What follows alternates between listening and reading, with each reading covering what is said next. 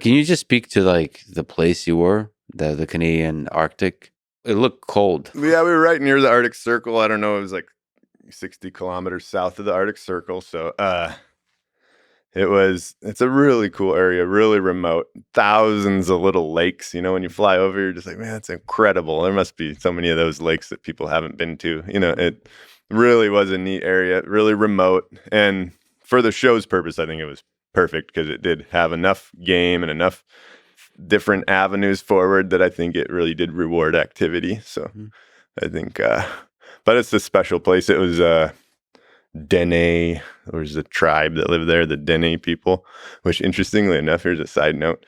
When I was in Siberia, I floated down this river called the Podkamenная Tunguska, and you get to this village called Sulamai, and there's these Ket people, they're called, and there's only 600 of them left.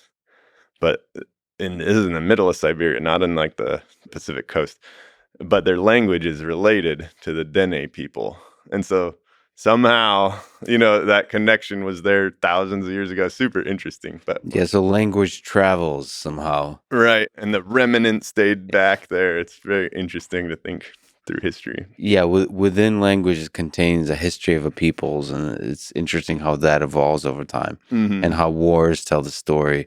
Like language tells the story of conflict, and conflict shapes language, and we get the result of that. Right. So fascinating. And the barriers that language creates is also the thing that leads to wars and misunderstandings and all this kind of stuff. It's a fascinating tension. But it got cold there, right? It got real cold. Yeah, I mean, I don't know I didn't have a thermometer, but I imagine it probably got to negative 30 at the most. Like it would have definitely gotten colder had we stayed longer. But yeah, I to be honest, I never felt cold out there. I had that one pretty dialed in. And then once you have calories, you can stay warm, you can stay active, you can, you got to dress warm. You don't there's a good one. If you're in the cold, never let yourself get too cold, because what happens is you'll stop feeling what's cold, and then frostbite, and then issues, and then it's really hard to warm back up. So it was so annoying. I'd be out going to ice fish or something, and then I would just notice that my feet are cold, and you're just like, dang it. I just turn around, go back, start a fire, dry my boots out, make sure my feet are warm, and then go again. I wouldn't ignore that, Oh, so you want to be able to feel the cold. Yeah, you want to make sure you're still feeling things and that you're not toughing through it, because you can't really tough through the cold. It'll just get you. So what's your relationship with the cold? Psychologically, physically? It's interesting. There's some part of it that really makes you feel alive. I imagine, sometime in Austin here, you go out and it's hot and sweaty and you're like, ugh. You get that kind of saps you.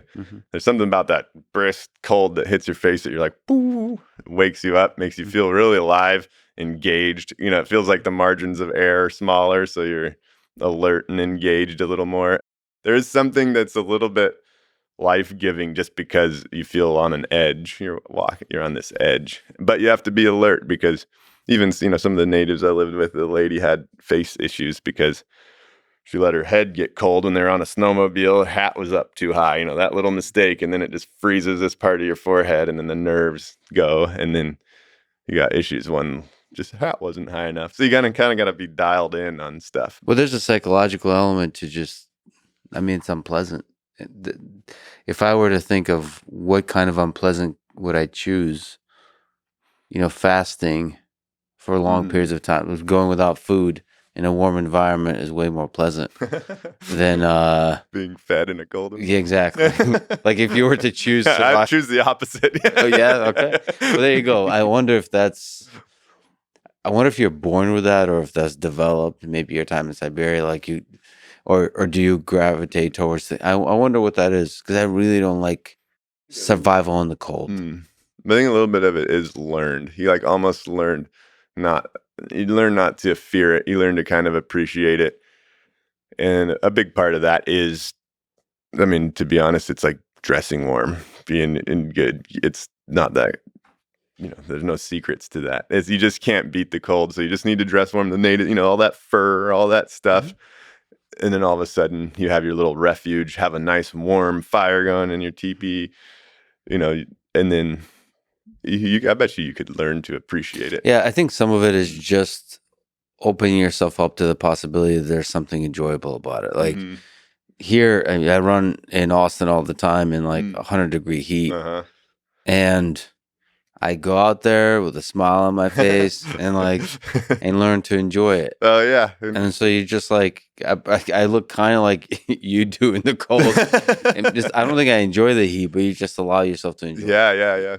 I do feel that way. I mean, I don't mind the heat that much, but I think you could get to the place where you appreciated the cold. It's probably just a lack of practice. It's kind of scary when you haven't done it and you don't know what you're doing and you go out and you feel cold. It's like not fun, but I bet you'd enjoy it. You'll have to come out sometime in the winter. 100%. I mean, you're right. It does make you feel alive. That it like maybe that's the thing that I struggle with is the time passes slower because it does make you feel alive. You get to feel time, but then the flip side of that is you get to feel every moment.